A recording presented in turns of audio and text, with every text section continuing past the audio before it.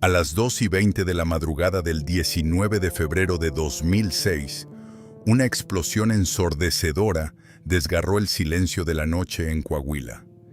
En las profundidades de la tierra, una ola de fuego ardiente y gas letal avanzó como un misil a través de los estrechos túneles. Miles de toneladas de carbón y roca se desplomaron sin piedad, enterrando a 65 mineros a más de 150 metros bajo la superficie.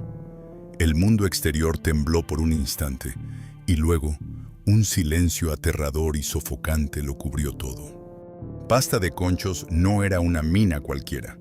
Era el corazón palpitante de la industria del carbón de México, un engranaje incansable en el imperio multimillonario de Grupo México, que alimentaba de energía a todo un país. Sin embargo, en una fracción de segundo, aquel majestuoso símbolo de orgullo industrial y prosperidad económica colapsó, convirtiéndose de golpe en una tumba de piedra sellada por la negligencia corporativa y la oscuridad absoluta. ¿Qué sucede cuando un sistema gigante y todopoderoso ignora deliberadamente las advertencias mortales para priorizar las cuotas de producción por encima de la vida humana? ¿Y por qué, después de casi 2 décadas de promesas rotas y lágrimas, 63 hombres siguen atrapados en el abismo, esperando volver a casa con sus familias? Adéntrate en las sombras de Pasta de Conchos, un lugar donde la codicia corporativa cavó mucho más profundo que cualquier taladro industrial, y donde el frío silencio del sistema sigue siendo más desgarrador que el estallido inicial. En el implacable y árido norte de México, donde el sol calcina la tierra de forma inclemente y los vientos secos barren las llanuras desérticas, se esconde un secreto oscuro, antiguo y abrumadoramente poderoso. A simple vista, el estado de Coahuila parece un vasto territorio de llanuras silenciosas y montañas polvorientas. Sin embargo, debajo de esta superficie yerma y castigada por el clima, yace un tesoro subterráneo que ha definido el destino de millones de personas. Coahuila no es solo un estado más en el mapa geográfico de México. Es el corazón negro y palpitante que bombea la energía fundamental de toda una nación. De las entrañas de esta tierra se extrae, año tras año, más del 95% del carbón del país. Para entender la magnitud de lo que yacía bajo los pies de los habitantes de la región, es necesario retroceder millones de años en el tiempo. Durante épocas prehistóricas, espesos bosques y pantanos impenetrables cubrían esta zona. Con el inexorable paso de los milenios, los cataclismos geológicos, la presión extrema y el calor abrasador del núcleo de la Tierra aplastaron y transformaron toda esa materia orgánica viva. El resultado fue la creación de enormes y ricas vetas de carbón metalúrgico y térmico. Pero esta milagrosa alquimia de la naturaleza dejó un subproducto colateral, un enemigo letal que dormiría en la oscuridad esperando su momento: el gas metano, conocido por los mineros simplemente como grisú, un gas invisible, inodoro, altamente tóxico y, sobre todo, explosivamente volátil. En el corazón de esta cuenca geológica se encuentra el municipio de San Juan de Sabinas, una comunidad donde el polvo negro del carbón cubre los techos de las casas, se impregna en la ropa tendida y se asienta en los pulmones de sus habitantes. Aquí, la minería no es una simple ocupación, es una identidad, una herencia ineludible y, a menudo, el único destino concebible. En los pueblos mineros de la región, es prácticamente imposible encontrar a una familia que no tenga a un abuelo, un padre, un hermano, un tío o un hijo que descienda diariamente a las fauces de la tierra. Los hombres de San Juan de Sabinas nacen con el destino escrito en el subsuelo. Crecen escuchando las historias de la mina en la mesa de la cena. Aprenden a reconocer el sonido metálico de las jaulas de descenso y desarrollan un respeto casi religioso por la montaña. Es una vida de contrastes agudos, el orgullo inquebrantable de ser los proveedores de la energía que enciende las luces de las grandes ciudades, mezclado con el temor silencioso de que cada turno podría ser el último. A finales del siglo XX, la demanda energética del país exigía un flujo constante y masivo de combustible. En este contexto de voracidad industrial, la mina número 8, bautizada y conocida mundialmente como pasta de conchos, surgió como la joya absoluta de la corona de la cuenca carbonífera. Concebida como una maravilla de la extracción moderna, la mina se estructuró con una intrincada red de diagonales y túneles que se hundían agresivamente en la tierra. Bajar a Pasta de Conchos implicaba descender a más de 150 metros de profundidad, adentrándose en un laberinto asfixiante donde la luz del sol era solo un recuerdo lejano. A medida que la mina expandía sus operaciones, se convirtió en la arteria económica principal de la región. Durante años, Pasta de Conchos ofreció a las familias una promesa inquebrantable de estabilidad material.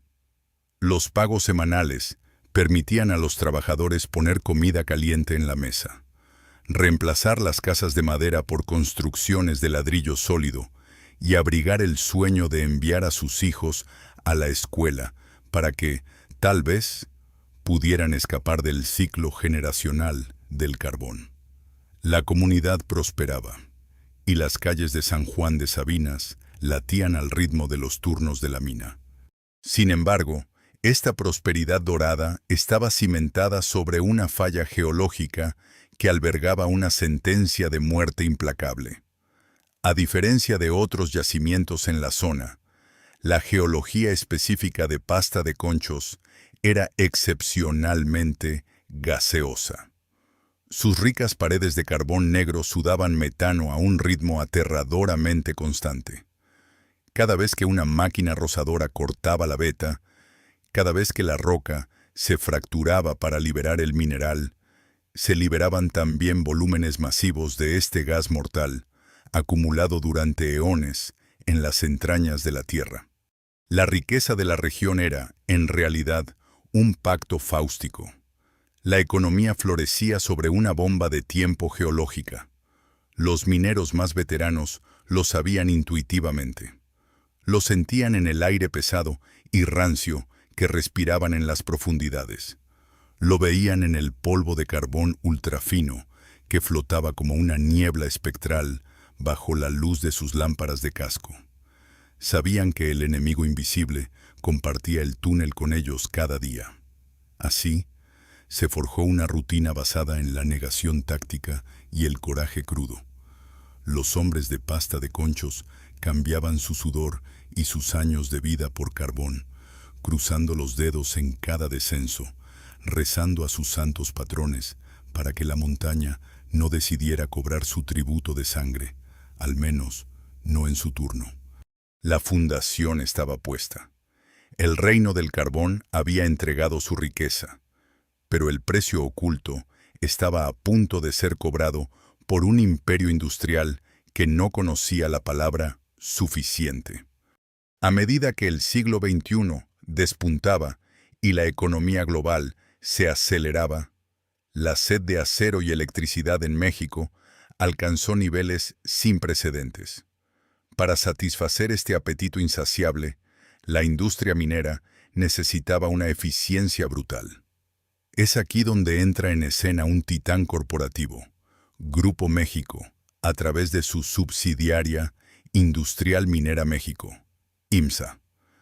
Esta corporación no era simplemente una empresa de extracción, era un imperio gigantesco, uno de los conglomerados mineros más poderosos y lucrativos del mundo, con operaciones masivas que abarcaban continentes enteros.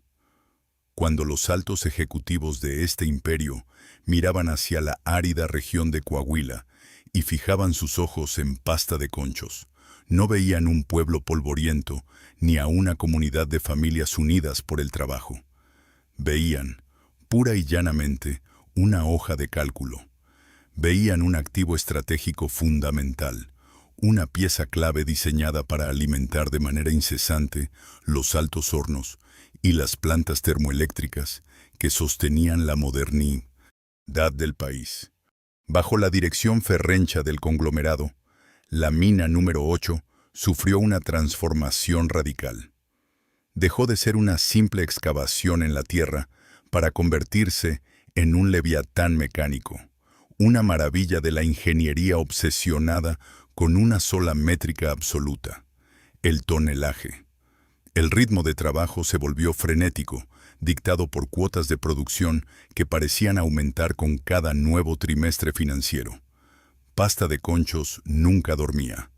Operaba en un ciclo implacable de 24 horas al día, 7 días a la semana, 365 días al año.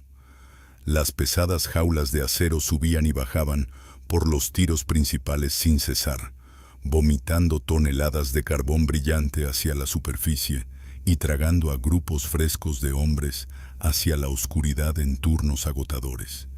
En la superficie, a cientos de kilómetros de distancia, en las prístinas oficinas corporativas con aire acondicionado de la Ciudad de México, el panorama era deslumbrante. Los informes trimestrales mostraban cifras récord. La eficiencia de Pasta de Conchos era celebrada en las reuniones de la junta directiva.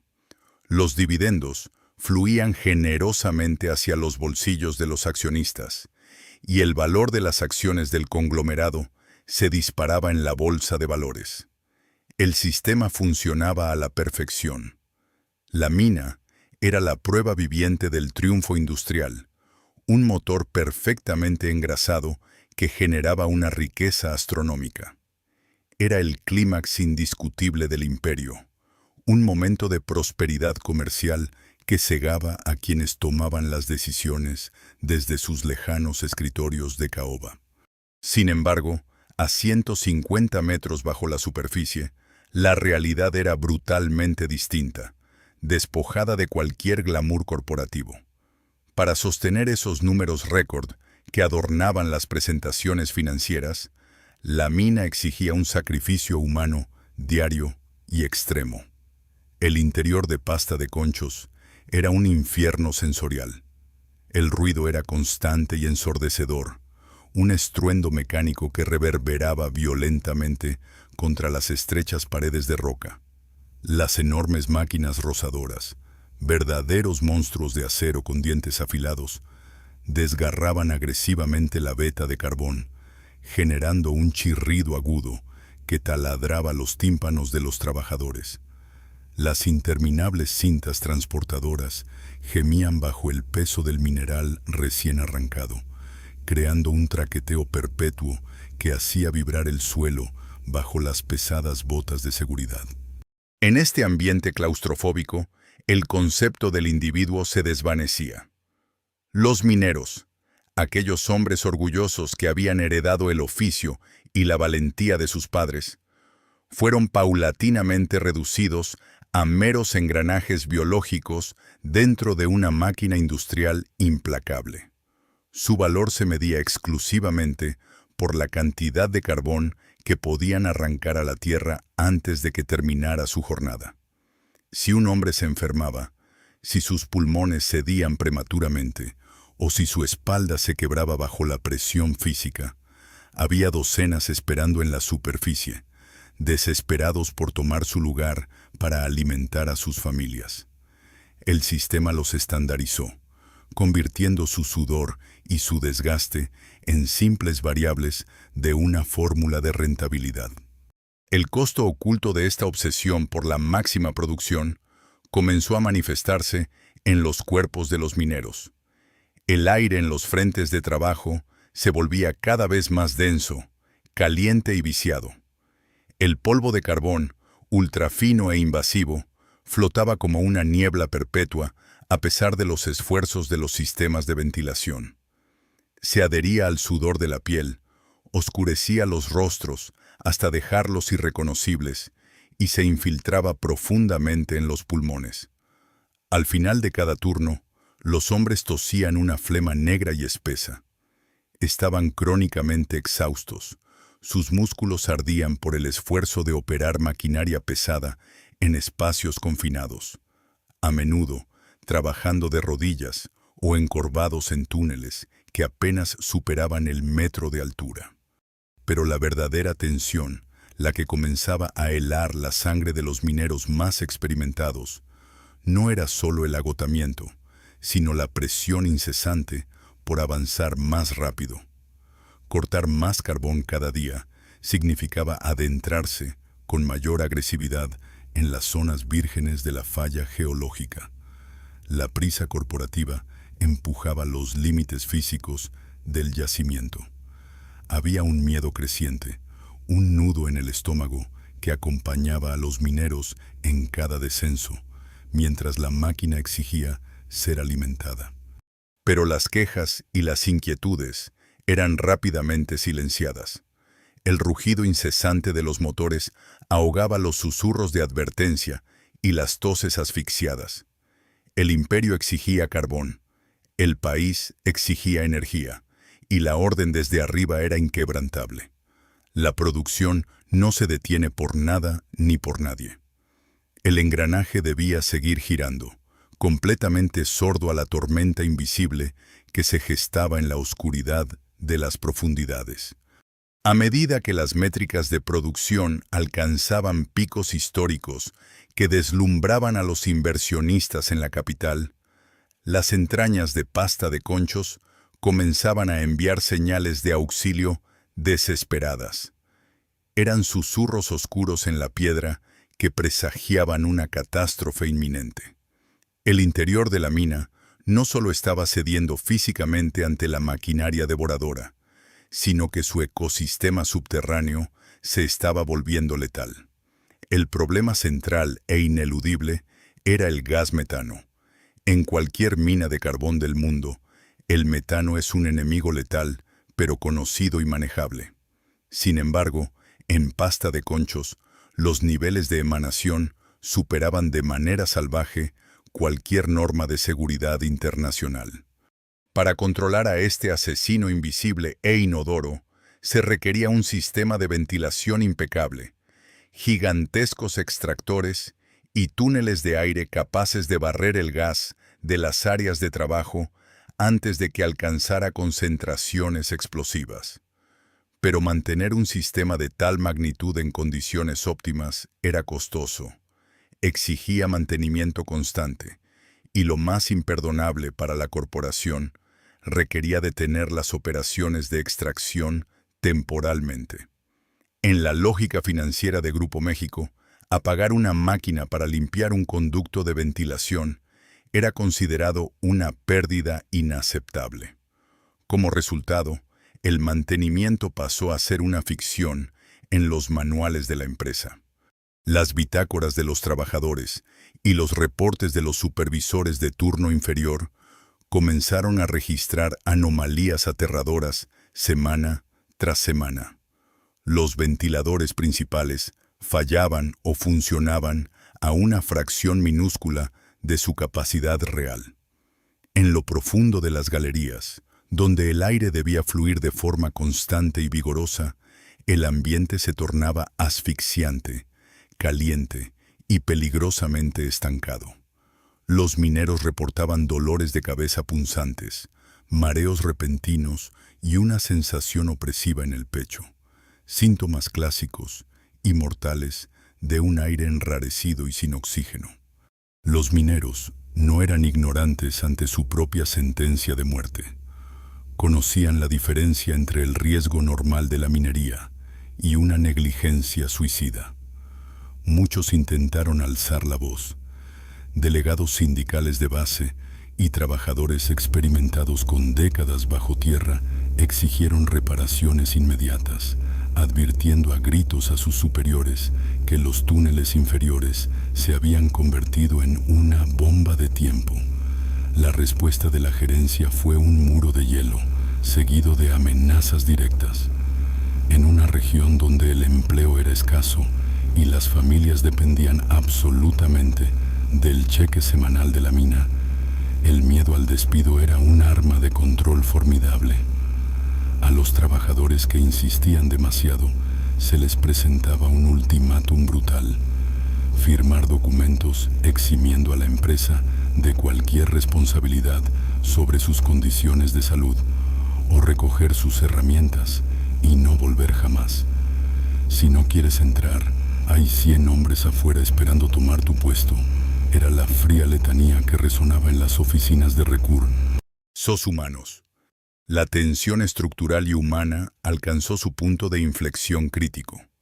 A pesar de las amenazas internas, el desastre inminente era tan evidente que la Secretaría del Trabajo y Previsión Social, STPS, tuvo que enviar inspectores. En una revisión exhaustiva, un inspector de seguridad independiente documentó un panorama escalofriante: 43 violaciones graves de seguridad.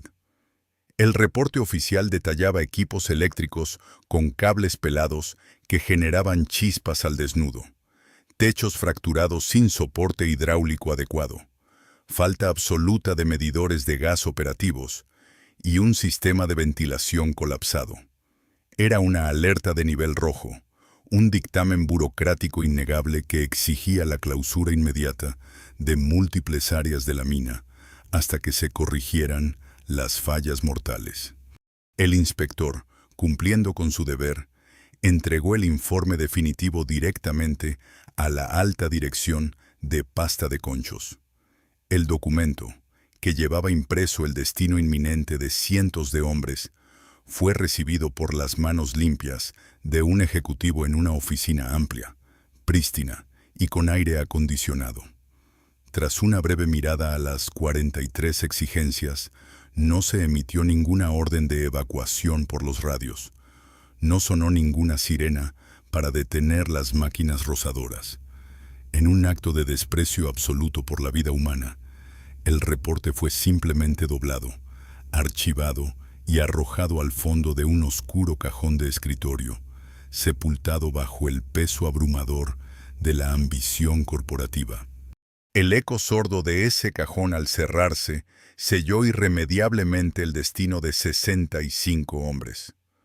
Con el informe de seguridad nivel rojo oficialmente ignorado y escondido, la administración de Pasta de Conchos abrazó por completo lo que los psicólogos industriales llaman la normalización de la desviación. Cuando un sistema ignora deliberadamente las reglas de supervivencia sin que ocurra una catástrofe inmediata, el riesgo extremo se convierte en la nueva rutina. La línea de lo inaceptable se borra por completo. La mina número 8 continuó operando a su máxima capacidad productiva, impulsada por la arrogancia letal de una corporación que creía que su propia impunidad podía doblegar incluso a las leyes de la física y la geología. En las profundidades, desprovistos de la protección gubernamental que había sido neutralizada en aquel escritorio, la situación de los mineros se deterioró exponencialmente. Al ignorarse la exigencia de aplicar polvo inerte, un polvo de roca calcárea obligatorio que se usa para neutralizar la combustibilidad del entorno, una alfombra negra y espesa de polvo de carbón puro cubría cada centímetro de las paredes, los techos y los pisos de los túneles inferiores. Los mineros estaban literalmente caminando y respirando sobre toneladas de pólvora. La física del desastre estaba perfectamente alineada. Las enormes máquinas extractoras, al golpear la veta de carbón, generaban destellos incandescentes regulares. Los cables eléctricos de alta tensión, remendados con cinta adhesiva por falta de presupuesto, descansaban sobre charcos de agua sucia, emitiendo chispas intermitentes. En una mina con el mantenimiento adecuado, estas chispas serían inofensivas. Pero en el ambiente de Pasta de Conchos, donde el metano invisible se estancaba en gruesas bolsas cerca del techo y el polvo combustible flotaba denso como una niebla oscura. Cada chispa, cada roce de metal contra piedra, era tirar del gatillo en una ruleta rusa macabra. Los trabajadores que descendían en la jaula todos los días sabían perfectamente que el protocolo de seguridad era una farsa monumental, una pantomima diseñada solo para las inspecciones superficiales. Los pocos medidores de gas manuales que proporcionaban los capataces estaban descompuestos a propósito o habían sido manipulados para que las alarmas sonoras no interrumpieran el sagrado ciclo de extracción. Se les obligaba a seguir cortando carbón, incluso cuando el olor rancio del aire estancado les advertía que estaban rodeados de metano. La tortura psicológica de trabajar en estas condiciones era mucho más desgarradora que el esfuerzo físico. A medida que el calendario avanzaba implacablemente hacia mediados de febrero de 2006, la tensión bajo tierra se volvió insoportable. En los breves descansos robados en la oscuridad, rodeados por el ruido sordo de la montaña, las conversaciones de los mineros perdieron cualquier rastro de esperanza. Ya no hablaban de lo que harían con sus familias el fin de semana.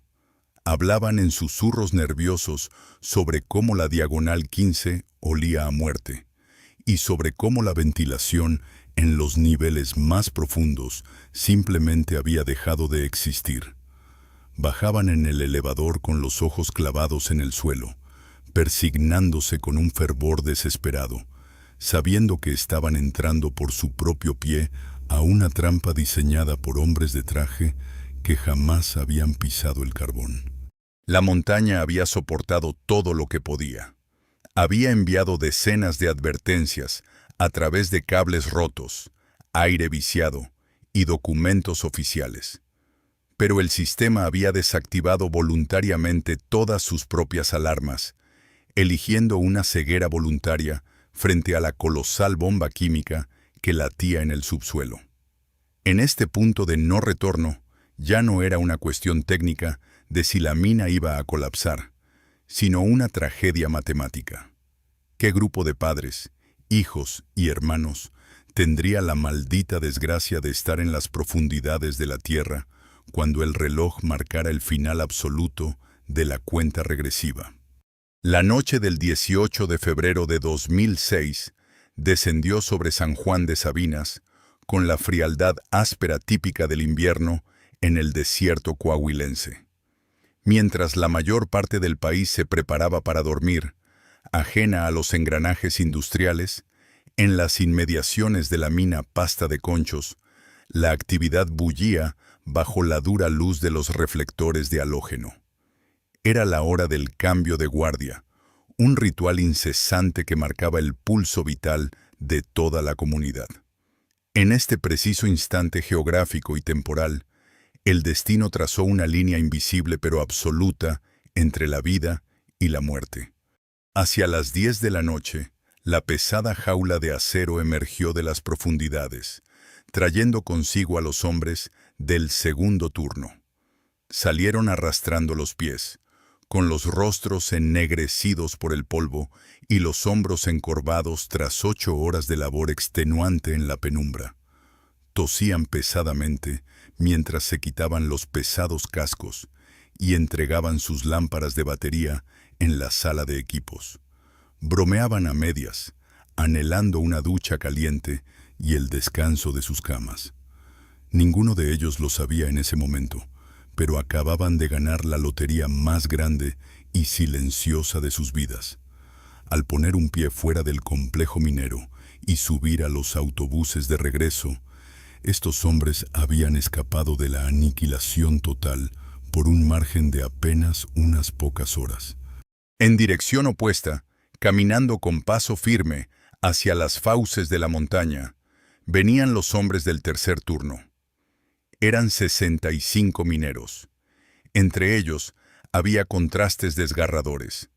Jóvenes veinteañeros que apenas comenzaban a familiarizarse con la oscuridad subterránea.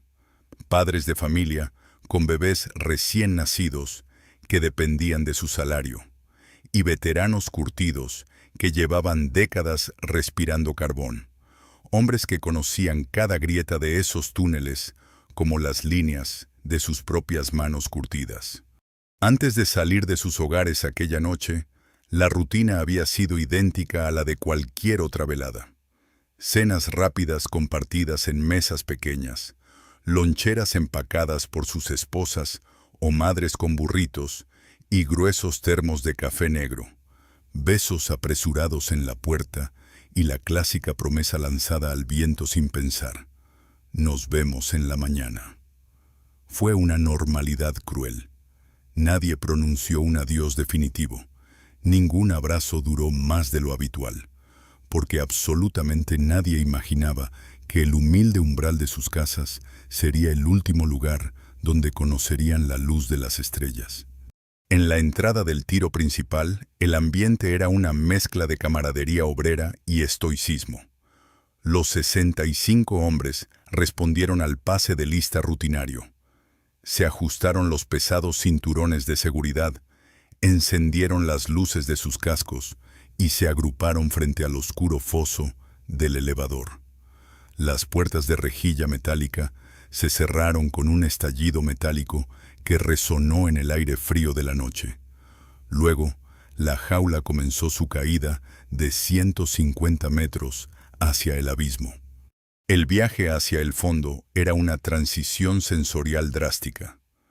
A medida que la jaula descendía por el tiro vertical, el frío del invierno se desvanecía rápidamente, siendo devorado por una ola de calor opresivo, húmedo y denso que emanaba del núcleo del yacimiento. La presión del aire cambiaba repentinamente, taponando los oídos de los ocupantes. Pero lo más perturbador era el ambiente que los recibió al salir del elevador. El aire en los túneles principales estaba estancado y pesado. Carecía de la corriente vigorosa que indicaría un sistema de ventilación funcional. En su lugar, el túnel exhalaba un olor rancio, a tierra muerta y polvo en suspensión perpetua. Los hombres se dispersaron por las diferentes galerías. La mayoría fue asignada a los frentes de trabajo más profundos, incluyendo la mortífera Diagonal 15. Tomaron sus herramientas, encendieron los gigantescos equipos de corte y comenzaron su labor. Para el espectador que observa la historia desde la superficie del tiempo, la escena es insoportable. Las oscuras paredes de carbón que rodeaban a los mineros exudaban gas metano en completo silencio. El polvo ultrafino flotaba y se acumulaba como una alfombra de pólvora sobre los cables eléctricos desgastados y empalmados. Es el clímax de la tensión invisible. La bomba geológica estaba completamente armada.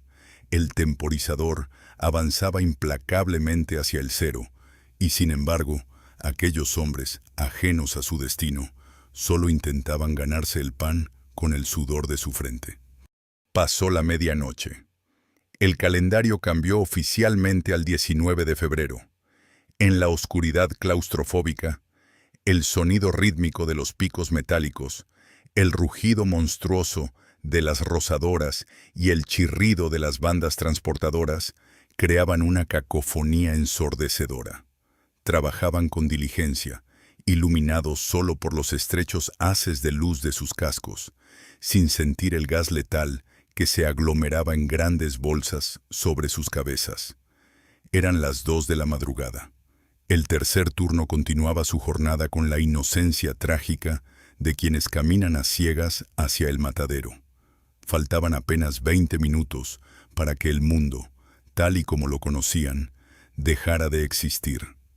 A las 2:20 de la madrugada, en lo más profundo de la Diagonal 15, la inevitable convergencia de negligencia corporativa, física y geología finalmente alcanzó su punto crítico. La secuencia de eventos que desató el infierno duró apenas unas fracciones de segundo, pero su poder destructivo fue el resultado de meses de un abandono sistemático. El aire en ese sector estaba tan saturado de gas metano que se encontraba en el límite exacto de su rango explosivo. Solo faltaba un catalizador, un destello minúsculo en la oscuridad inmensa para desatar la furia contenida de la montaña. Nadie sabrá jamás con absoluta certeza qué produjo la ignición inicial. Pudo haber sido el arco eléctrico de un cable de alta tensión con el aislamiento corroído. Pudo haber sido el impacto brutal de los dientes de acero de la máquina rozadora contra una veta de roca excepcionalmente dura. O quizás el filamento incandescente de una lámpara minera que se rompió accidentalmente. La fuente exacta es irrelevante frente al resultado. Esa única y solitaria chispa encontró el gas. En un instante imperceptible para el ojo humano, la bolsa de metano estancada en el techo del túnel se encendió. La deflagración inicial fue rápida y violenta, un relámpago azulado que expandió el aire a su alrededor con una fuerza tremenda. Si la mina hubiera estado debidamente mantenida, si el protocolo de aplicar polvo inerte de roca se hubiera respetado para neutralizar el ambiente, la tragedia podría haberse limitado a una llamarada localizada y unas cuantas quemaduras. Pero Grupo México había elegido ignorar esa regla. En pasta de conchos, los túneles estaban revestidos con una capa gruesa, negra e intacta de polvo de carbón puro y altamente volátil. La onda expansiva de la primera explosión de metano actuó como un fuelle gigantesco. Barrió el suelo y las paredes, levantando toneladas de este polvo ultrafino y suspendiéndolo en el aire caliente, creando instantáneamente la mezcla termobárica más letal conocida en la industria minera. Entonces ocurrió la explosión secundaria. El polvo de carbón en suspensión se encendió en una reacción en cadena catastrófica. Lo que había comenzado como una chispa se transformó en un monstruo físico incontrolable. Un muro de fuego sólido, ardiendo a temperaturas que superaban los 1500 grados centígrados, nació en las entrañas de la mina. Esta pared incandescente no se quedó estática. Se propagó a través de los túneles, siguiendo las corrientes de oxígeno a velocidades supersónicas, devorando todo el aire respirable a su paso. La presión atmosférica dentro de las galerías se multiplicó exponencialmente. La onda de choque que precedía a las llamas avanzaba a más de 600 kilómetros por hora.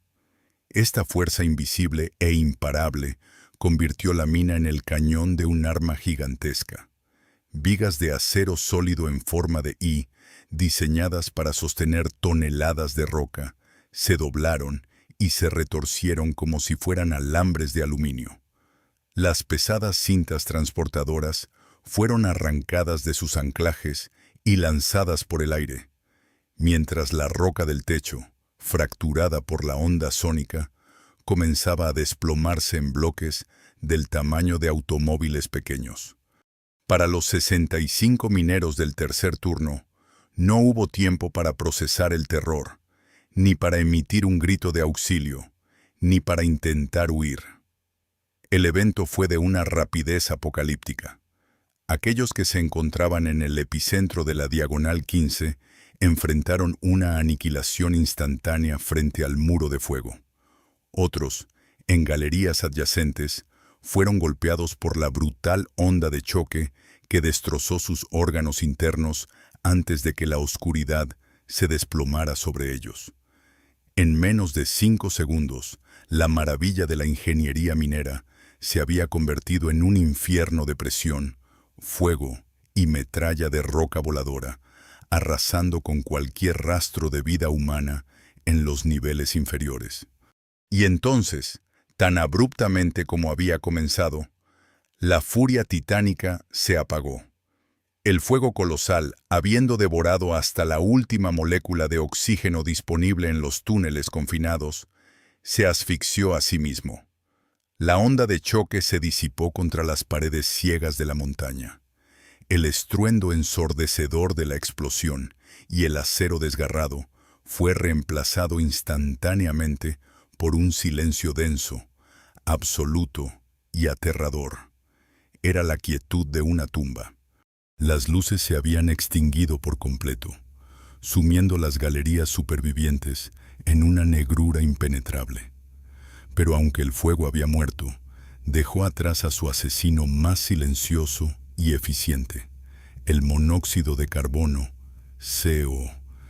Este subproducto letal de la combustión incompleta, inodoro, incoloro e indetectable sin equipo especial, comenzó a llenar rápidamente el vacío dejado por el oxígeno quemado. Cualquier minero que milagrosamente hubiera sobrevivido al impacto físico inicial, al fuego y a los derrumbes, ahora se encontraba respirando este veneno invisible que adormece los sentidos y apaga el cerebro en cuestión de minutos. La trampa estaba sellada herméticamente. Las vías de escape estaban bloqueadas por toneladas de roca derrumbada, y el aire mismo se había convertido en un fluido tóxico. A 150 metros por encima de esta pesadilla silenciosa, en la superficie helada de la madrugada, la historia era otra. A las 2:20 de la mañana, los trabajadores de los patios exteriores y los guardias de seguridad sintieron un temblor seco, un latigazo sordo que vibró a través de las suelas de sus botas. Segundos después, un sonido gutural, como el rugido de una bestia herida emergiendo de las profundidades de la tierra, sacudió el complejo minero. De inmediato, un violento geyser de humo negro, ceniza y escombros fue expulsado por la boca del tiro principal y los pozos de ventilación. La presión había buscado la salida más fácil, disparando una nube tóxica hacia el cielo estrellado de Coahuila. El olor acre a carbón quemado y metal fundido inundó el aire frío del desierto. En la sala de control de pasta de conchos, el caos estalló en cámara lenta. Los paneles de monitoreo, que hasta hace unos minutos mostraban el flujo normal de operaciones, parpadearon erráticamente antes de apagarse en una cascada de fallas del sistema. Las alarmas de los ventiladores principales comenzaron a aullar, indicando que el sistema respiratorio de la mina había sido completamente destruido. El supervisor de turno, con el rostro pálido y las manos temblorosas, agarró el micrófono de la radio de comunicación interna, su voz rasgando el repentino pánico de la sala. Diagonal 15, reporten, tercer turno, respondan por favor. Soltó el botón y esperó. El altavoz emitió un zumbido eléctrico. Controla interior mina, ¿alguien me copia? Reporten estado. La única respuesta fue la estática persistente, un siseo blanco y monótono que llenaba la habitación. Ese sonido vacío y electrónico era la confirmación más escalofriante. Las comunicaciones estaban cortadas. Nadie respondía porque, allá abajo, en el reino del carbón, ya no quedaba nadie en pie para contestar. La magnitud del desastre acababa de nacer en la superficie, y con ella comenzaba la cuenta regresiva de 120 horas de agonía, desesperación y mentiras corporativas. El alba del 19 de febrero de 2006 no trajo el sol a la región de San Juan de Sabinas. Trajo un pánico que helaba la sangre. Antes de que la luz despuntara por completo en el horizonte árido, el rumor sordo de la explosión ya había viajado desde la boca de la mina hasta los hogares de los mineros como un fantasma silencioso. Teléfonos sonando intermitentemente en la madrugada, golpes desesperados en las puertas de madera y un boca a boca frenético sacaron a cientos de personas de sus camas. Las esposas, madres, padres e hijos de los hombres del tercer turno corrieron hacia las instalaciones de pasta de conchos. Llegaron a pie, corriendo con abrigos a medio poner, en camionetas polvorientas y en bicicletas, encontrando su paso abruptamente bloqueado por una fría e infranqueable barrera de alambre de púas y guardias de seguridad privada con rostros impenetrables. Detrás de esa ominosa valla, el caos reinaba en su forma más pura. El geyser de humo tóxico, espeso y oscuro, aún manchaba el cielo invernal, extendiendo un olor acre a carbón quemado y metal fundido por toda la llanura. Frente a la malla metálica, la angustia humana se desbordaba sin control. Mujeres aferradas al acero entrelazaban sus dedos hasta sangrar, llorando a gritos, exigiendo a los guardias saber el destino de sus esposos. Ancianos mineros jubilados, hombres cuyos pulmones ya estaban marcados por el polvo negro y que conocían demasiado bien el lenguaje de la montaña y el significado de ese humo, miraban el pozo principal con los ojos llenos de lágrimas silenciosas. Sabían que las probabilidades de supervivencia se esfumaban con cada segundo que pasaba. Mientras tanto, bajo tierra, se libraba una batalla física y emocional desesperada. Las primeras cuadrillas de rescate, formadas en gran parte por mineros voluntarios de turnos anteriores, que se negaban rotundamente a abandonar a sus hermanos, descendieron al abismo equipados con pesados tanques de oxígeno y aparatos de respiración autónoma. Lo que encontraron al salir del elevador fue una escena extraída de un paisaje infernal. A medida que avanzaban por las galerías superiores, el calor era casi insoportable, un abrazo sofocante residual del muro de fuego que había barrido el lugar horas antes. Pero el verdadero obstáculo no era la temperatura, sino la destrucción física absoluta. Las vías, que antes eran pasillos ordenados de tránsito, estaban ahora completamente bloqueadas por toneladas de roca desprendida del techo.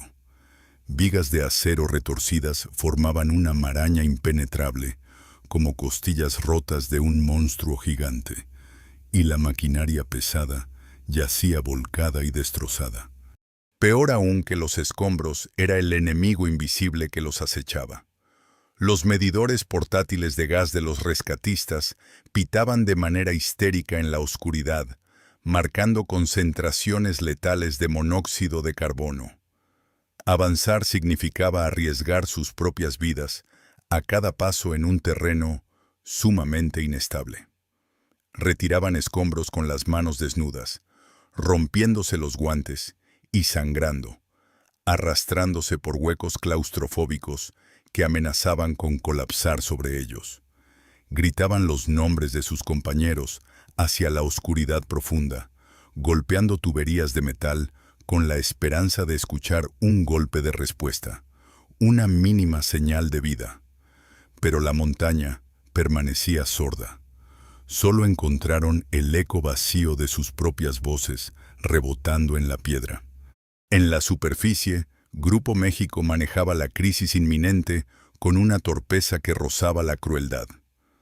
Aislados en oficinas corporativas seguras, los portavoces de la empresa comenzaron a emitir comunicados de prensa vagos, calculados y profundamente contradictorios. En un momento, las autoridades de la mina insinuaban ante los medios que los mineros atrapados podrían haber alcanzado un refugio seguro, equipado con suministros de aire. Al siguiente, hablaban de la magnitud incalculable del derrumbe. Esta ruleta rusa de información sin verificar alimentaba una falsa esperanza que torturaba psicológicamente a las familias acampadas a la intemperie. Se aferraban desesperadamente a cualquier rumor, a cualquier palabra oficial que sugiriera que sus hijos y esposos aún respiraban en la oscuridad. El tiempo, que dentro de la lógica industrial se medía en toneladas de carbón extraídas por hora, ahora se medía en segundos de agonía pura para los que esperaban arriba. El sol salió y se puso repetidamente sobre la cuenca carbonífera. Domingo, lunes, martes. La vigilia en el exterior de la mina se transformó en un campamento improvisado de dolor sostenido. Las familias encendían fogatas en tambos de metal para soportar el frío glacial de las noches en el desierto. Rezaban rosarios ininterrumpidos cuyas voces se mezclaban con el zumbido de los generadores eléctricos y se negaban a comer o dormir. Más de 100 horas comenzaron a transcurrir de manera agónica, cada minuto drenando metódicamente la posibilidad real de un milagro. Para el tercer día consecutivo de la tragedia, el martes 21 de febrero, la operación subterránea alcanzó su punto de quiebre técnico y humano absoluto. Las cuadrillas profesionales de rescate, exhaustas y trabajando al borde del colapso físico, habían logrado penetrar un poco más profundo, abriéndose paso a través del laberinto de destrucción en las galerías superiores. Pero la geología rebelde de la mina tenía otros planes. La montaña, herida y fracturada por la tremenda onda de choque inicial, continuaba sangrando gas metano a raudales desde sus paredes expuestas. Con el vital sistema de ventilación completamente destrozado y sin forma de repararlo en el corto plazo, el gas venenoso comenzó a acumularse nuevamente a un ritmo acelerado y aterrador. En la profundidad de las galerías bloqueadas, muy cerca de la mortal Diagonal 15, los líderes de los equipos de rescate iluminaron sus instrumentos de medición y sintieron un terror frío paralizarles la sangre. Las pantallas digitales confirmaban sus peores temores. Los niveles de metano ambiental estaban alcanzando, una vez más, el porcentaje exacto de explosividad. Al mismo tiempo, el aire seguía pesadamente saturado de niveles letales de monóxido de carbono, y las cámaras térmicas indicaban que la temperatura de las rocas subterráneas seguía siendo peligrosamente alta, sugiriendo que aún había brasas ardientes bajo los montículos de escombros de carbón. La física química del lugar era innegable, despiadada, y estaba a punto de cobrar más víctimas. Un solo paso en falso, una piedra suelta cayendo y generando una chispa al chocar contra el metal, o el simple contacto del metano acumulado con una brasa oculta, desencadenaría inevitablemente una segunda explosión termobárica. Una explosión que no dejaría sobrevivientes y que aniquilaría instantáneamente a los propios rescatistas. Ante este escenario de aniquilación garantizada, la orden que bajó por las radios desde la Dirección de Operaciones en la Superficie fue tan estrictamente necesaria como emocionalmente devastadora. Retirada total e inmediata. Abortar la misión. Poco después, los rescatistas emergieron de la jaula del elevador hacia la luz del día con los rostros completamente desencajados. Estaban cubiertos de hollín, sudor y lágrimas de profunda frustración que trazaban surcos blancos en sus mejillas sucias. Sus cuerpos estaban exhaustos, temblorosos, pero el dolor más agudo y paralizante era moral. Al cruzar las pesadas puertas del complejo minero hacia la zona delimitada del campamento de las familias, no necesitaron articular ninguna palabra. Sus cabezas gachas, sus pasos arrastrados y sus miradas vacías perdidas en el suelo transmitieron el mensaje fatal que nadie quería escuchar. Habían chocado contra una muralla invisible de gas letal y fuego latente que era físicamente imposible de penetrar. Ese preciso instante marcó la fractura definitiva en la psique colectiva de San Juan de Sabinas. Fue el punto exacto donde la delgada e ilusoria línea de la esperanza se quebró en 1000 pedazos irrecuperables. Las familias, que habían mantenido una estoica y firme fe durante 72 horas, vieron horrorizadas cómo los equipos de emergencia apagaban sus equipos y guardaban silenciosamente sus herramientas. El murmullo constante de rezos y plegarias se transformó de golpe en un grito desgarrador, un lamento colectivo de rabia, desesperación y dolor puro que hizo eco en las montañas circundantes.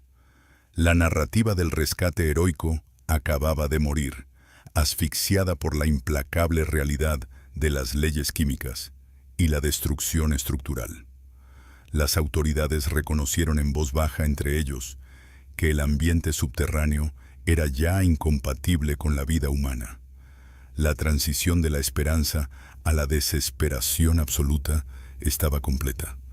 Ahora solo quedaba un espeso velo de incertidumbre, preparando el escenario para a sentencia oficial y despiadada de un sistema que ya había decidido dejar atrás a 63 de sus hijos. El amanecer del viernes 24 de febrero de 2006 trajo consigo un frío inusualmente cortante a San Juan de Sabinas. Habían transcurrido 5 días exactos desde que la montaña había tragado a los 65 hombres del tercer turno. En el campamento improvisado frente a las rejas de pasta de conchos, el agotamiento físico y emocional había erosionado a las familias hasta dejarlas en carne viva. Las fogatas ardían bajo una lluvia fina de ceniza, y los rostros de las mujeres estaban demacrados por el insomnio, la falta de alimento y la tortura psicológica de la incertidumbre incesante. Sin embargo, a pesar de las señales sombrías que los agotados rescatistas habían dejado entrever el día anterior, la terca esperanza humana se negaba a extinguirse por completo.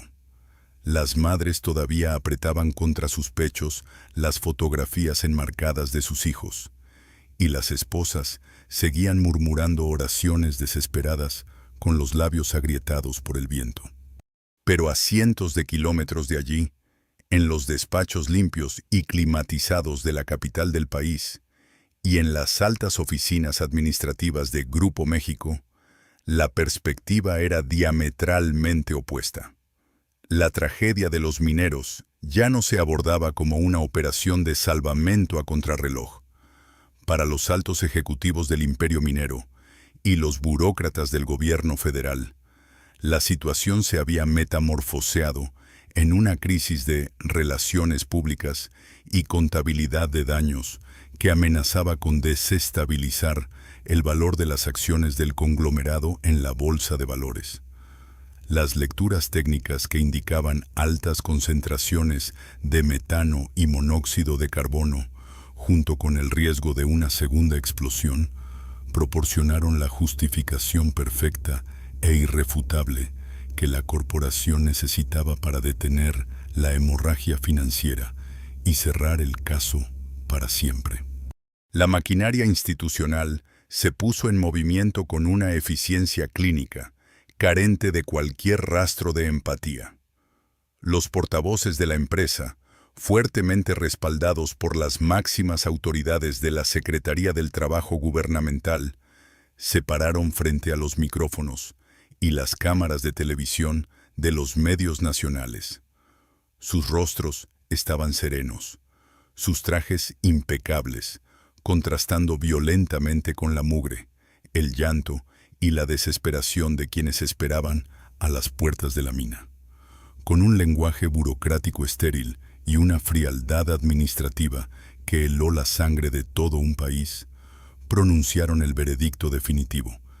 Declararon oficialmente que, basándose en informes periciales y científicos, las condiciones en el interior de las galerías inferiores de pasta de conchos eran absolutas e irremediablemente incompatibles con la vida. El anuncio oficial fue un golpe de mazo brutal. La corporación justificó la suspensión inmediata y definitiva de todas las labores de rescate, argumentando que no podían seguir arriesgando las vidas de los equipos de emergencia. Afirmaron solemnemente que el rescate de cuerpos inertes no justificaba el sacrificio humano de más hombres.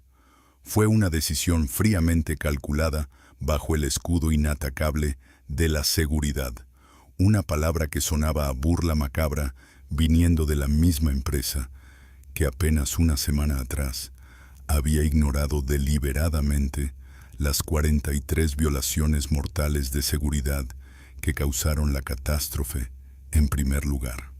Afuera de la valla perimetral de seguridad, La noticia no fue entregada por un líder compasivo que bajara a consolar a las viudas, sino que llegó como una segunda onda expansiva, mucho más destructiva a nivel emocional que la explosión termobárica inicial. En el instante exacto en que las familias escucharon el dictamen final a través de radios y voceros improvisados, el campamento se sumió en un silencio antinatural, un vacío de incredulidad absoluta, antes de estallar en un torrente de puro dolor. El suave murmullo de los rezos se transformó instantáneamente en gritos de sufrimiento visceral y aullidos de furia incontenible. Cientos de mujeres se arrojaron contra las cercas metálicas, sacudiéndolas con una fuerza sobrehumana nacida del amor y la desesperación, exigiendo a gritos que la mina les devolviera a sus hombres. En ese preciso punto de quiebre, la tristeza dio paso a una indignación volcánica y lúcida. Las familias de San Juan de Sabinas, que conocían íntimamente los oscuros secretos y los ritmos de la industria del carbón, comprendieron de inmediato la verdadera y siniestra intención oculta detrás del lenguaje técnico y las excusas de seguridad.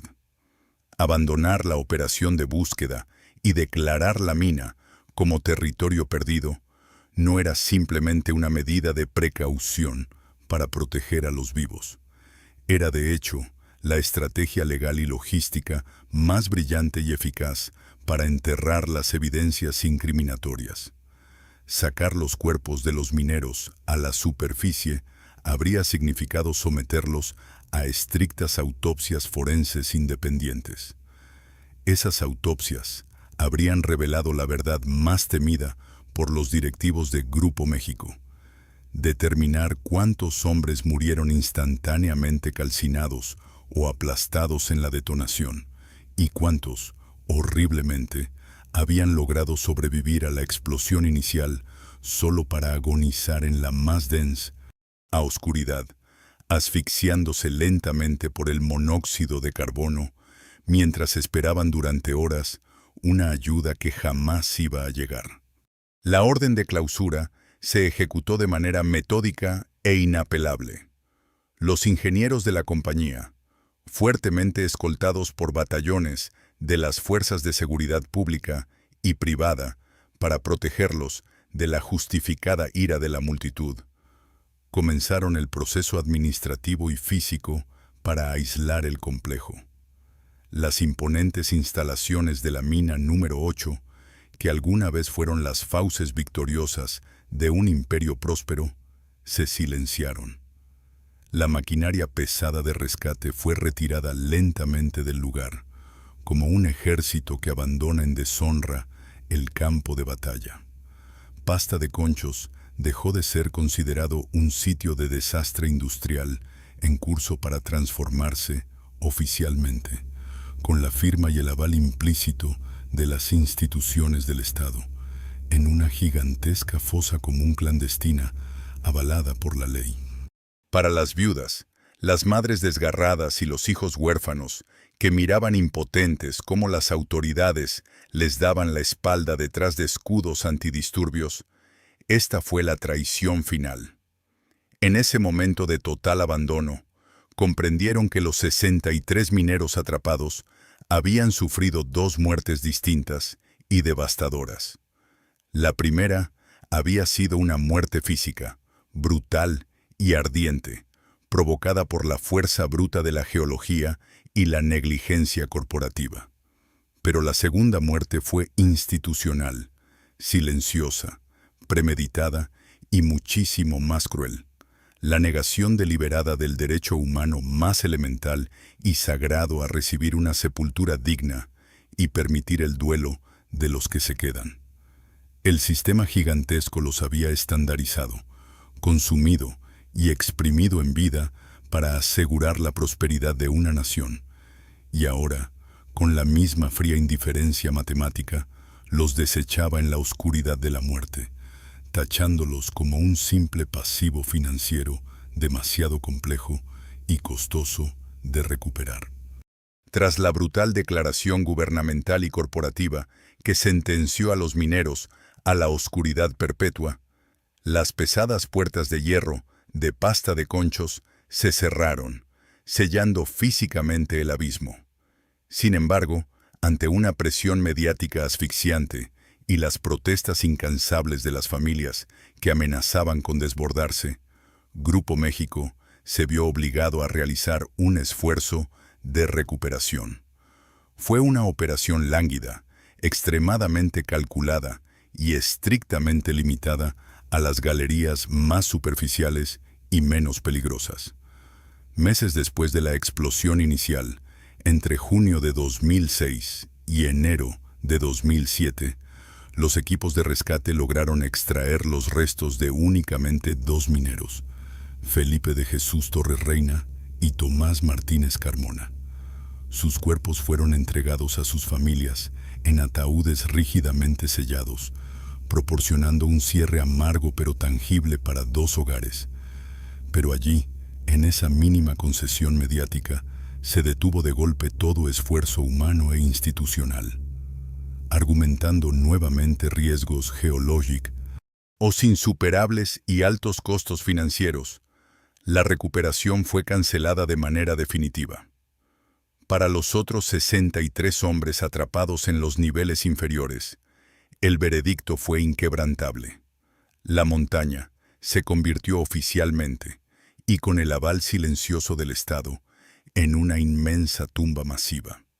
Con el inexorable paso de los meses y los años, la naturaleza agreste del desierto coahuilense comenzó a reclamar con lentitud lo que la voracidad industrial había abandonado.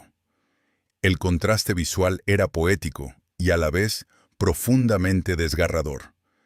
El coloso mecánico que alguna vez rugió de manera ensordecedora 24 horas al día, triturando piedra, escupiendo toneladas de riqueza negra y devorando la vitalidad de miles de hombres, quedó reducido a un gigantesco esqueleto de acero oxidado. Las inmensas poleas de los tiros principales, antes símbolos rotundos de la incesante prosperidad de la región, se detuvieron para siempre, colgando sobre el abismo oscuro como péndulos muertos en un reloj congelado. El viento seco del norte comenzó a silbar como un fantasma a través de las ventanas rotas de las oficinas administrativas, y la maleza espinosa se abrió paso entre las profundas grietas del concreto agrietado. Sin embargo, bajo esa engañosa quietud fúnebre, a más de 150 metros bajo la hierba seca que crecía en la superficie, el tiempo se había detenido. 63 hombres permanecían exactamente en el mismo lugar donde el letal muro de fuego y gas los había alcanzado aquella madrugada de febrero, rodeados por el silencio más pesado de la tierra. En la superficie, para las familias que habitaban el pueblo de San Juan de Sabinas, el luto tradicional se transformó en una imposibilidad cruel y antinatural. En la cultura mexicana, enterrar a los muertos es un rito sagrado, un paso psicológico indispensable para permitir que el alma descanse en paz y que los vivos puedan sanar y continuar. No tener un cuerpo que lavar, no tener un rostro del cual despedirse, ni una tumba física donde llevar flores el Día de Muertos, es una tortura emocional prolongada que los psicólogos denominan pérdida ambigua. Las viudas, las madres ancianas y los hijos que crecían sin figura paterna se vieron atrapados en un limbo asfixiante. Las sillas vacías en las mesas durante las cenas de Navidad eran heridas abiertas que el sistema se negaba a dejar cicatrizar. Pero fue precisamente de esa herida profunda y sangrante, de esa rabia volcánica gestada en el campamento de lona frente a la malla ciclónica, de donde nació una metamorfosis humana extraordinaria. El dolor inenarrable y paralizante de las mujeres no las destruyó. En cambio, se cristalizó con el tiempo, endureciéndose hasta convertirse en una fuerza de resistencia pura, lúcida y sostenida. Así surgió la organización que desafiaría a los cimientos del imperio, Familiares de Pasta de Conchos. Mujeres que hasta la fatídica noche del desastre habían dedicado sus vidas exclusivamente a cuidar de sus humildes hogares, empacar pesadas loncheras y criar a sus hijos envueltos en el polvo del carbón, se transformaron de la noche a la mañana en activistas implacables y agudas defensoras de los derechos laborales. Cambiaron rápidamente los delantales de cocina por pancartas de protesta y megáfonos. Se educaron a sí mismas leyendo complejos expedientes técnicos de ingeniería de minas, leyes federales de trabajo y normas internacionales de seguridad industrial. Se plantaron valientemente frente a los máximos tribunales de justicia, marcharon incansablemente por las amplias avenidas de la capital del país y alzaron su voz inquebrantable en foros de derechos humanos. Ya no eran simplemente las viudas llorosas y sumisas que el sistema corporativo esperaba manipular, cansar y silenciar con una pensión indemnizatoria. Eran guerreras forjadas a alta presión en el fuego abrasador de la injusticia. Estas mujeres comprendieron rápidamente una verdad aterradora que definió el resto de sus vidas. Se dieron cuenta de que no estaban luchando contra las secuelas trágicas de un accidente provocado por la fuerza bruta o impredecible de la naturaleza. Estaban enfrentándose cara a cara a un monstruo burocrático e invisible, una bestia implacable de 1000 cabezas llamada interés corporativo, que estaba ferozmente blindada por las esferas de la política nacional. El conglomerado minero poseía un ejército de abogados corporativos de élite, recursos financieros incalculables y la complicidad de las instituciones del Estado. Mientras las viudas horneaban empanadas para financiar sus viajes de protesta a la capital, las acciones de Grupo México continuaban subiendo en los mercados financieros, enriqueciendo a los mismos ejecutivos que habían ordenado apagar los ventiladores. Pero a pesar de la intimidación constante, las amenazas veladas y el frío desprecio oficial, las familias de Pasta de Conchos poseían algo que no se podía cotizar ni destruir: una memoria indomable y el amor absoluto por su sangre. Frente a las rejas oxidadas y fuertemente vigiladas de la mina abandonada, erigieron un santuario que desafiaba la amnesia impuesta por el Estado. Clavaron 65 cruces de madera blanca en la tierra polvorienta, cada una llevando pintado en letras negras el nombre de un padre, un esposo o un hijo. Junto a ellas, colocaron 65 cascos mineros vacíos, cuyas luces se habían apagado para siempre. Este altar al aire libre, desgastado por el implacable sol del desierto, se convirtió en una herida abierta en la conciencia de toda la nación. Era una promesa solemne e inquebrantable, tallada en la memoria colectiva. No habría paz para el imperio, y el luto jamás terminaría, hasta que el último minero fuera arrancado de las garras de la montaña y devuelto a la luz del sol. Han pasado casi 2 décadas desde aquella fatídica madrugada de febrero de 2006. El tiempo, ese verdugo implacable que suele curar las heridas más profundas, en San Juan de Sabinas solo ha servido para petrificar la impunidad. Las inmensas instalaciones de la mina número 8, Pasta de Conchos, son hoy un cementerio de hierro corroído, engullido por el desierto y el olvido oficial.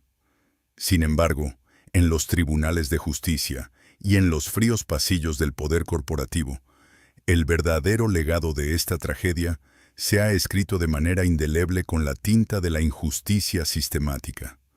A pesar de las abrumadoras evidencias de negligencia criminal, de las 43 violaciones de seguridad documentadas y del muro de fuego evitable que calcinó a 65 hombres, ningún alto ejecutivo, ningún miembro de la Junta Directiva de Grupo México, Ni un solo funcionario gubernamental de alto rango, responsable de la supervisión, ha pisado jamás el interior de una celda de prisión.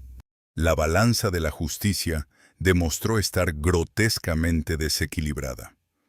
El imperio minero, pertrechado detrás de un batallón inagotable de abogados de élite y amparado por un sistema judicial asombrosamente dócil, logró diluir su responsabilidad penal en un mar oscuro de apelaciones, amparos y burocracia interminable.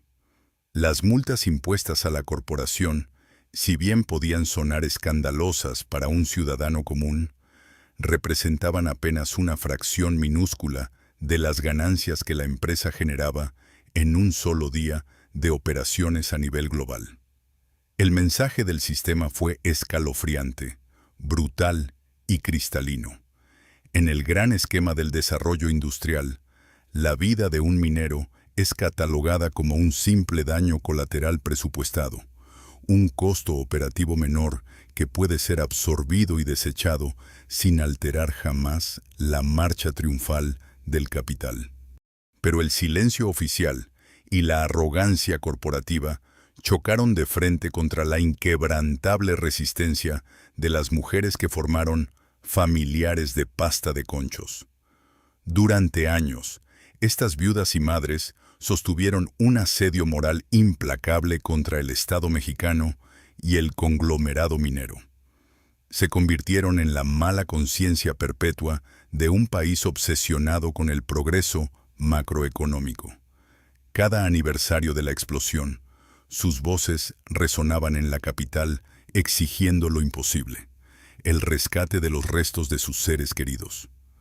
Fue una lucha titánica y profundamente solitaria, enfrentando no solo a los gigantes financieros, sino también al desgaste cruel del tiempo y a la apatía de una sociedad anestesiada. Finalmente, tras más de 14 años de evasivas por parte de múltiples administraciones presidenciales que declaraban el rescate como una imposibilidad técnica absoluta, un cambio radical en el gobierno federal trajo consigo una promesa insólita. El Estado asumió oficialmente, frente a las familias, el compromiso de reabrir la tierra y recuperar a los 63 mineros restantes. Se diseñó un plan de ingeniería faraónico, un proyecto de excavación monumental que implicaba cavar nuevas rampas y gigantescos túneles paralelos para eludir las zonas colapsadas e inundadas de la vieja mina, invirtiendo decenas de millones de dólares de fondos públicos en una tarea humanitaria que Grupo México se había negado rotundamente a financiar. Sin embargo, este esperado rayo de esperanza gubernamental se materializó de forma agónicamente lenta. Los retrasos técnicos constantes, los recortes de presupuesto y la complejidad extrema de perforar en un terreno geológicamente inestable y saturado de agua convirtieron la promesa de rescate en una nueva forma de tortura psicológica a cuentagotas. Las madres de los mineros, muchas de las cuales envejecieron y enfermaron gravemente durante la larga espera de casi 2 décadas, comenzaron a morir sin ver cumplida la promesa de abrazar por última vez los huesos de sus hijos. Quedó dolorosamente claro que la justicia que llega tan tarde y tan fragmentada, en el fondo, sigue siendo una forma de justicia denegada. El verdadero legado de Pasta de Conchos trasciende ampliamente las fronteras polvorientas de Coahuila y se erige como una acusación global, severa y vigente contra el modelo económico contemporáneo.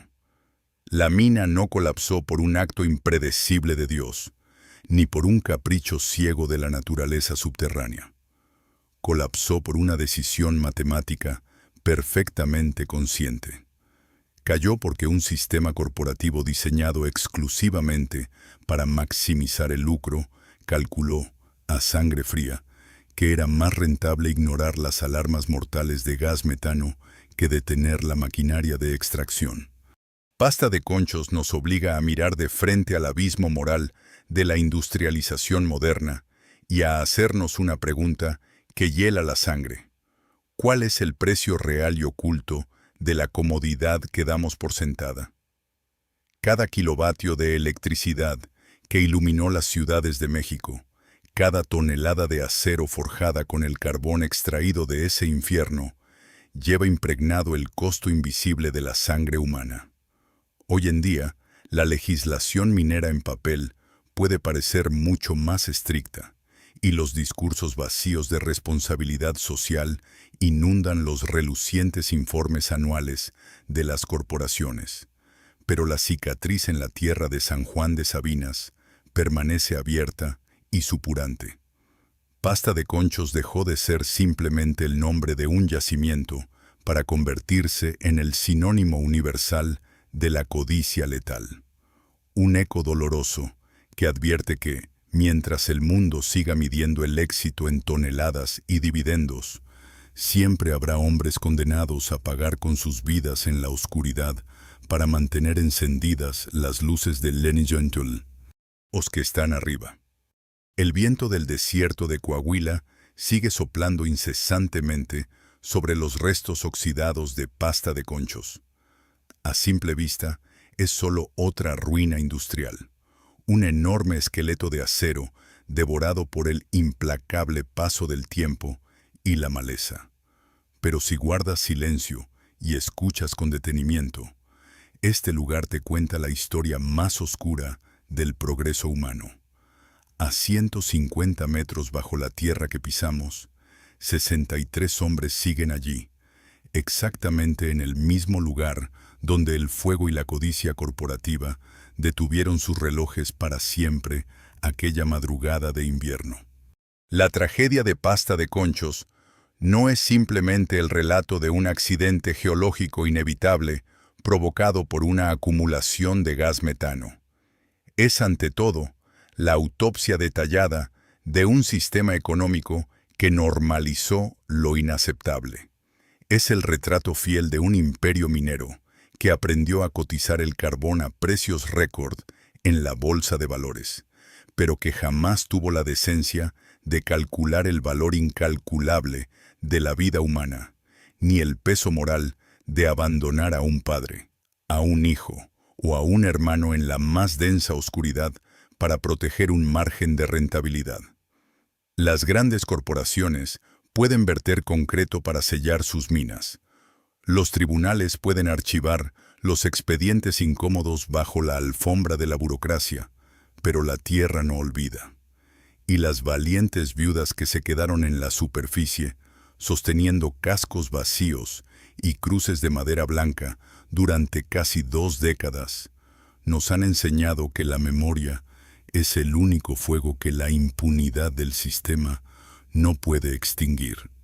Mientras nuestro mundo moderno sigue demandando vorazmente más energía, más recursos y una producción a ritmos acelerados, Pasta de Conchos permanece como una advertencia silenciosa, pero ensordecedora. Nos recuerda crudamente que el desarrollo cimentado sobre tumbas clandestinas y negligencia humana no es progreso, es barbarie disfrazada de civilización. ¿Qué piensas tú sobre el verdadero precio oculto de nuestra comodidad industrial? ¿Crees que algún día el sistema rendirá cuentas y estas familias encontrarán la paz y la justicia que tanto merecen? Déjanos tu profunda reflexión en los comentarios de abajo. Si este documental te ha conmovido y deseas acompañarnos a desenterrar más verdades ocultas en la historia de la industria global, por favor, no olvides suscribirte al canal y compartir este video, porque mientras sigamos pronunciando sus nombres y contando su historia, los 63 hombres de Pasta de Conchos jamás serán devorados por la oscuridad.